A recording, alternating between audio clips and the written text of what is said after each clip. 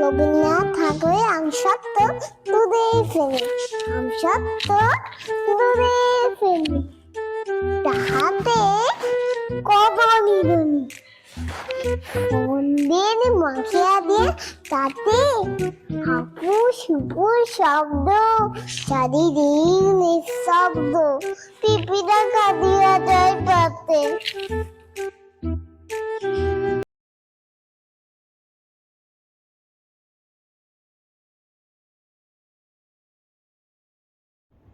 দুধ সন্দেশ কলা মাখানো কমপ্লিট। এবার একটু ভিজিয়ে রেখেছিলাম চিড়ে, মাখানো হয়ে গেছে। তারপরে আমি একটু চিড়ে অ্যাড করেছি এর মধ্যে, যাতে আর একটু পেটটা ভরা থাকে। শুধু দুধ সন্দেশ কলা খেলে তো পেট ভর্তি থাকবে না, তাই একটু চিড়ে দিয়েছিলাম, আর একটু বাদাম গুঁড়ো, কাঠবাদামের গুঁড়ো করে রাখা থাকে সেটা, আর একটুখানি সুগার ফ্রি, ব্যাস।